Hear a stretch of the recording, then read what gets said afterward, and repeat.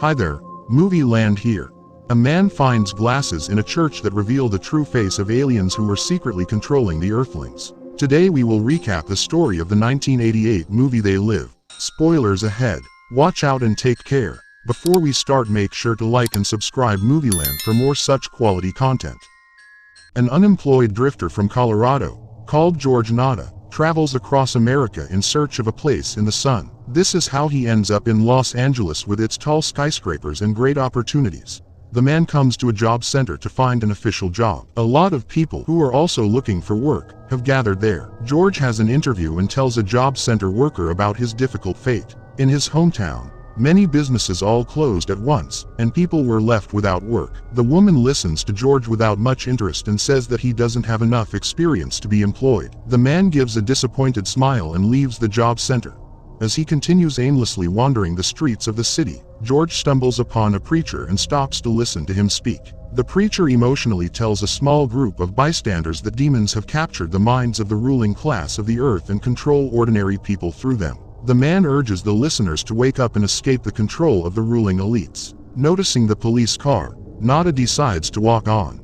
Along the way, he sees a strange man who, as if hypnotized, is watching a meaningless advertisement on the TV behind the store glass. But Nada doesn't pay too much attention to him and wanders on. Eventually, George finds a temporary center for the homeless and plans to spend the night there. A woman in the house next door is mesmerized by a TV show about a narcissistic star who believes they will never grow old. George is tired, so he leans back in his chair and sighs heavily, immersed in his thoughts. The following day, George visits a construction site and tries to get a job there as a laborer. At first, the foreman refuses to take Nada, because they only allow workers who are a part of the trade union. However, George looks convincing, so the foreman negotiates the salary and hires him. Like everyone else, the man begins to work in the sweat of his brow. Although the issue of his employment has been resolved, he will only be able to get the money in a few days, so he has nowhere to spend the night once again. One of the workers, named Frank, notices the frustrated rookie and offers to show him a place with food and a warm shower. At first, Nada is distrustful of his new acquaintance, but soon decides to follow him. Along the way, the men manage to find something to talk about and bond over. Frank brings the drifter to a camp and introduces him to friendly locals who have come to Los Angeles in search of fortune from all over. It is customary here to help each other. Even children feel comfortable in this camp. One of the local men named Gilbert immediately gives George a task to make the camp cozier. It is time to have lunch, and George is given a large portion of hearty food. During the meal, Frank tells George about his life. Just like George, he moved to another city to find work to be able to provide for his family, who remained in Detroit. Frank is angry at the local elite who have lined their pockets with money and closed nearly every factory in his hometown, putting hundreds of people out of work. The man has already lost all his patience, and he is ready for drastic measures if at least one more plant closes. Frank believes that the lower classes have to fight to survive, so he friendly warns George that he's ready to compete with him for a place in the sun. George is more optimistic. He is set on working hard and building his life from scratch. In the evening, Nada is walking around the camp and notices some locals enthusiastically watching a TV commercial about false nails. At some point, the signal is interrupted, and a broadcast with an anxious man appears on the screen. He talks about how they all live in an artificially created world. According to him, a group of scientists managed to discover that some unknown creatures send a special signal to Earth that puts people in a trance and deprives them of critical thinking. There are more and more poor people, and racial injustice is on the rise. The aliens brainwashed people to be indifferent to everything except their own benefit. However, the residents dismiss the alarming message of the weirdo on the TV. They only complain about their headaches and change the channel with the broadcast. George notices that a blind priest is standing near the group repeating every word from the broadcast. Gilbert immediately runs up to the priest. George can't hear their exchange, but figures that the men are having an argument. In a hurry, Gilbert leads the old man towards the church, located on the camp territory. George's eyes follow the retreating men for a little longer, and he suspects that they have some kind of secret. The following morning, Nada meets Gilbert by the camp entrance and decides to ask about his nightly trip to the church. The man says that the church provides a communal kitchen for the homeless, and he had to stay there overnight to put everything in order. On top of that, Gilbert informs him that he sings in the church choir, and the rehearsal is about to start. The same broadcast with the mysterious man appears on the TV again, and he urges to stop the transmission of the signal, hypnotizing people immediately. The broadcast induces severe headaches again, and the residents breathe a sigh of relief when the TV switches back to the baseball game. Anxious, Gilbert hurries to the church again, and this time George decides to follow him. He can indeed hear the choir singing in the church, so he assumes he won't arouse any suspicion by going inside. In the church, he discovers a chemical mini-laboratory and a mysterious inscription on the wall. "They live, we sleep." The man notices a tape recorder, which is loudly playing the singing of the choir. It only serves as a cover to drown out the noises of the secret meeting that is taking place behind the wall. In the next room, Gilbert, the man from the TV, and other members of the secret group are trying to hack the channel once again to play their recording for a longer time and reach more viewers. The members of the group want to recruit as many people as possible to communicate their ideas to the society more effectively and efficiently. Hearing their conversation, George backs away and accidentally stumbles upon a secret vault with an abundance of boxes. He decides to leave this mystery for later, closes the vault and is about to leave when he stumbles upon the blind priest. The priest feels his face and hands and then releases George. He realizes that George is the laborer, and immediately, with no hesitation, starts talking about the revolution. George is disturbed by all of this, and he runs out of the church. The preacher yells after the guy that he will eventually come back. A police helicopter appears and begins to circle over the church, which makes the attendees of the meeting nervous. Soon the helicopter flies away, and George borrows binoculars from a local teenager and continuously monitors what is happening in the building. Gilbert and his henchmen carry boxes out of the building and put them in the car. George's surveillance is interrupted by Frank. Nada immediately tells his friend about what he just saw in the church, but Frank doesn't want to get into trouble and advises him not to interfere with whatever is going on either. Meanwhile, the car filled with the boxes pulls away from the church. George watches the church with the binoculars all day, but nothing else happens. In the evening, the camp and the church are surrounded by the police. The people are confused about what exactly they are guilty of, so they silently observe what is going on. Suddenly, the police, with the help of bulldozers, begin to demolish the numerous tents and trailers of the residents, and they scatter in a panic. Horrified, George watches the chaos unfolding as the police ruthlessly destroy the lives of good people. Law enforcement officers catch and corner the priest and the preacher from the TV. They desperately try to resist, but the police beat them till they no longer breathe. The same fate awaits everyone who doesn't escape from the camp. George can't do anything to help those who have already been taken by the police, but he saves a teenager who has huddled in a corner in fear. Having barely escaped from the police, George and the frightened teenager climb onto the top floor of a dilapidated church. After wandering through the corridors, they find a room where the remaining survivors are hiding. The people don't understand why they were raided and spend the whole night in a shelter. In the morning, they come out of their hiding spot to inspect what is left of the camp after the last night's nightmare. The camp looks like a hurricane went through it, but they find a TV in the middle of the camp, which surprisingly still works and is broadcasting funny ads. Meanwhile, George decides to investigate the secret vault in the church. The provocative inscription on the wall next to him was covered up during yesterday's raid. George finds one surviving box in the pantry, the same as those that Gilbert hurried away yesterday. Immediately, a patrol car drives past the church, and George is forced to hide from law enforcement officers. After he found a safe space, the man opens the box and is disappointed to find dozens of sunglasses inside. He hides the box in a trash can and takes one pair of glasses with him.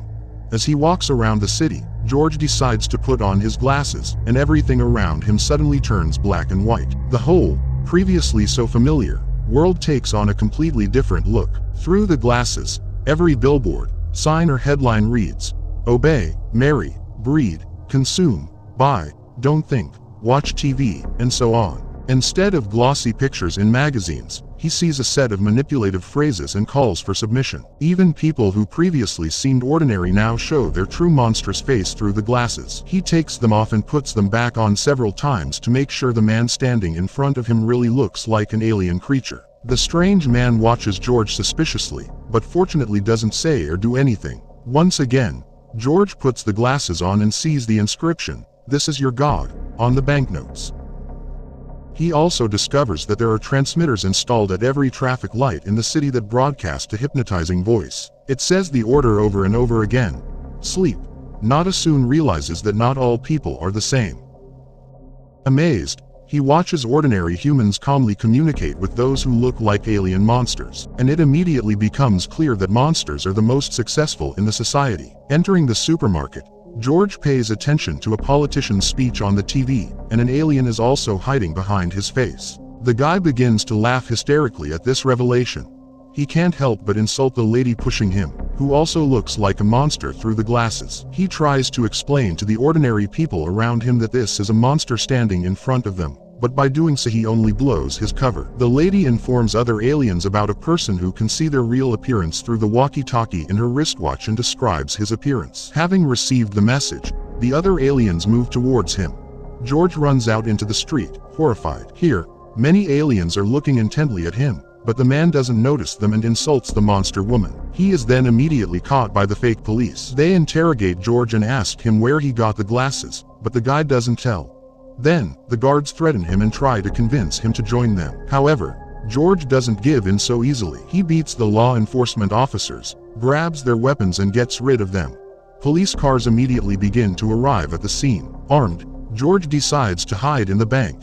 There, he discovers that half of the visitors are aliens as well. Driven by the adrenaline, the guy opens fire on aliens who are hiding under the guise of people. One of the aliens calls another squad of police and magically disappears before George can shoot him.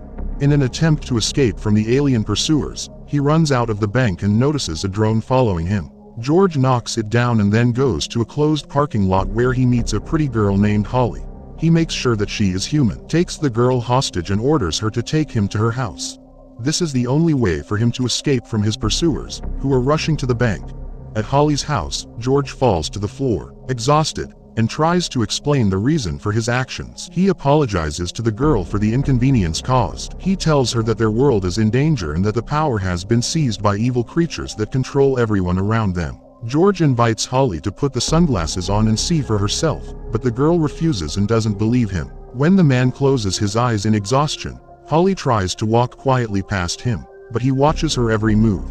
After a while, George calms down and asks his hostage what she does. Holly reveals that she works as an assistant director in television. George remembers that the aliens are sending their signal through the TV and wants to break it. As soon as the guy loses his guard, the girl breaks the bottle on his head and pushes him out of the window.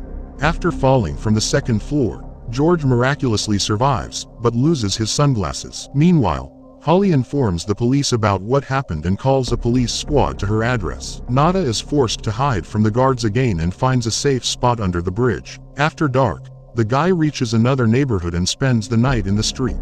The next day, he comes to the construction site to ask for Frank's help to fight against the alien creatures. His friend is terrified of him, as George just staged a massive shooting and eliminated a lot of people. George tries to tell Frank that they weren't people, but aliens in disguise. However, he doesn't want to listen to anything George is saying and tells him to go away. Then, George comes to the place where he hid the box full of sunglasses, but all the trash cans are empty. The man sees a garbage truck parked nearby. He climbs into the back of the truck and, rummaging through the garbage, finds a few surviving pairs of glasses.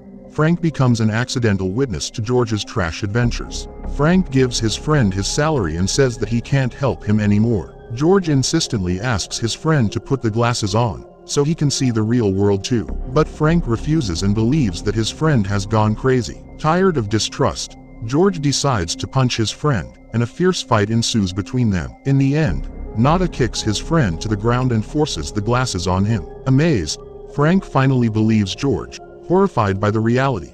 The friends rent a room at a nearby motel, where they discuss their next course of action. Frank assumes that there are other people who see the aliens, and they must look for them. George tells him a story from his childhood. Living in dire poverty, he was constantly abused by his father. Severe class inequality caused hatred in ordinary people, which fueled the aliens all these years. Now George intends to take revenge on them for his broken life.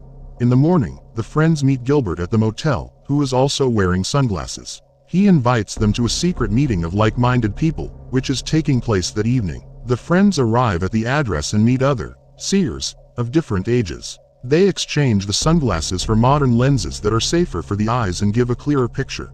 Gilbert tells them in detail about who these creatures that flooded the earth are. It turns out that the alien invaders are recruiting ordinary humans for their own purposes, promising them wealth and power in return for their faithful service. For them, The Earth is just a business and a temporary source of resources for the creation of the Third World. All global catastrophes and climate change are also their work. When the aliens completely exhaust the Earth, they will move on to enslave new planets. One of the members of the resistance unit shows Frank the alien watch, which he decides to take. The protesters have not been able to crack the secret code on the alien device, which allows them to move in space freely and talk to each other. Gilbert gathers everyone and says that they still don't have enough men for a massive attack, but the group is belligerent and assures that action must be taken immediately. Gilbert calms the crowd and suggests that they first should find the source of the signal and hack it to wake people out of their trance. Holly appears in the room and gives a clue on where the signal might be. She nervously fiddles with George's sunglasses and apologizes to him for what she did. Their conversation is interrupted by the sudden appearance of the police, who open fire on the group. Most of the resistance members were lost while trying to escape, but George, Frank and Holly manage to escape the building unscathed. Armed to the teeth, the friends shoot back at the aliens and hide in a street alley. George wants to go to the very epicenter of the massacre to find Holly, but Frank stops him from executing his dangerous idea. He tries to figure out how the watch works, so they could intercept aliens' communication, but instead unexpectedly opens an otherworldly portal. The cops are getting closer and closer to the friends' hideout, so they have no choice but to jump into the portal. They end up in an underground alien base, where they find writings in an unknown language. The friends carefully move along a corridor and stumble upon an alien checkpoint. The creatures in the guise of military personnel are reported on the radio that the operation to eliminate the terrorist group has been successfully completed. Satisfied, the aliens leave to celebrate the victory, and Frank and George move towards the sounds coming from the end of the corridor. They end up at a gala banquet where a man in an expensive suit delivers a praising speech for the alien alliance. He gleefully informs the recruited guests that the aliens will soon completely take over the Earth, which will bring huge benefits to the elite of humankind. Then he shares the statistics of their success with the audience, which causes universal delight and applause. The friends are approached by one of the former residents of the camp, who also took the side of the invaders. He decides that George and Frank have also been recruited by the aliens and is surprised that they are still dressed as poor people. The man decides to give the recruits a tour of the base and leads them to an alien airport. There, the aliens in human form go on trips to other planets in the universe. Then they reach the backstage of the television studio, where the control center of the entire operation is located. Through the satellite, the signal is transmitted around the world, enslaving the consciousness of ordinary humans. Through flattery, George tricks their tour guide into taking them inside the television studio itself. The man agrees, but the guards refuse to let them through without a special pass. Then the guys decide to use force and shoot the aliens. Their old acquaintance tries to stop them and convince them to submit to the new authority. The aliens have enslaved the entire planet and control every action of the humans. He invites them to join the victors and enjoy the benefits that the aliens give them for their faithful service. Despite his arguments, the guys don't intend on becoming traitors. One of the soldiers breaks into the room, and the traitor uses this moment to move in space. The friends take their weapons and break through the studio into the main office, where recruited humans are working. George interrogates the employees, trying to find Holly with their help, but no one knows where she is. However, he learns that the signal that hypnotizes people is located on the roof. The friends immediately go to the top of the building and meet Holly along the way, who manage to survive. Shooting at the aliens, the trio finally rises to the top floor. But Holly turns out to be a traitor and mercilessly shoots Frank in the head before entering the rooftop. George finds a satellite dish broadcasting the alien signal and aims to shoot at it, but the girl quietly approaches him from behind and tells him to surrender, pointing a weapon at him. He refuses and shoots Holly first. He then destroys the satellite dish. Helicopters immediately open fire on George, but, as he is leaving the world, he mockingly shows the aliens his middle finger. George manages to break the signal and humanity finally learns the shocking truth about the reality. Now all of them can see that alien creatures have been hiding among ordinary humans, broadcasting television shows, going to the same establishments as them, acting in films and even starting relationships. Thanks to a simple drifter from Colorado, the world was able to wake up from a long sleep. So what did you think of this movie? Leave it in the comments below, and if you like the video, please like and subscribe Movieland for more such videos. Thank you for watching.